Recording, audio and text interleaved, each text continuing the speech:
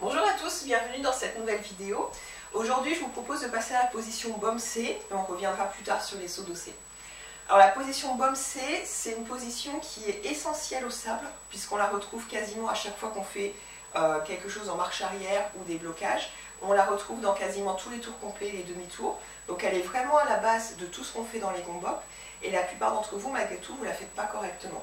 Donc essayez vraiment là de prendre le temps de travailler en détail cette position parce que comme je viens de vous dire, elle est vraiment essentielle pour vous.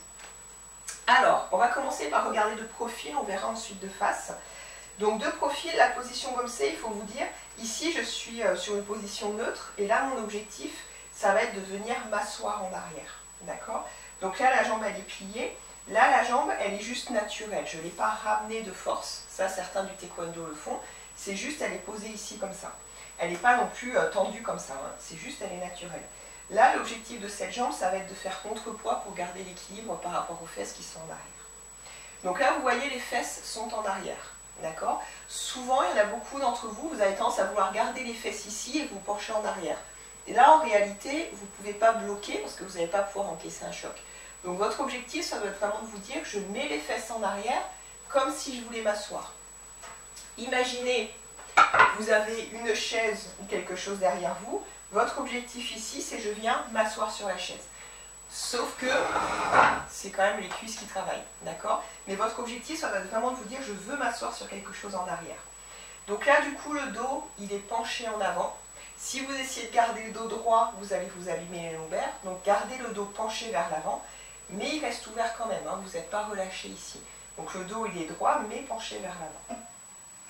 Quand on regarde de face, l'important dans cette position, c'est que le pied arrière, il est légèrement ouvert. Il n'est pas droit, il n'est pas ouvert non plus à 90 degrés.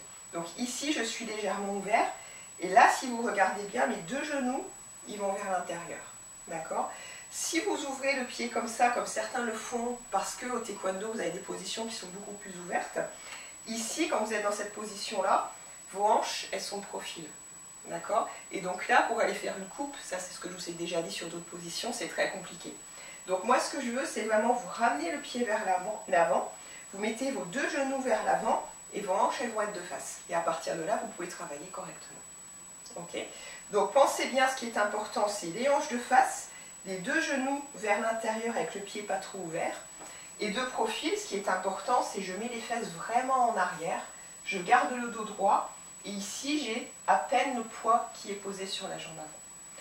Essayez de travailler ça seul chez vous, devant une glace si vous en avez une, sinon essayez juste de vous fier à vos sensations. Utilisez quelque chose, genre une chaise ou un tabouret si ça peut vous aider. Parce que je vous le rappelle, cette position elle est vraiment essentielle. On verra plus tard comment on l'intègre dans les demi-tours et dans les tours complets. D'ici là, travaillez bien, pensez à nous envoyer des vidéos, des photos et bonne journée à vous.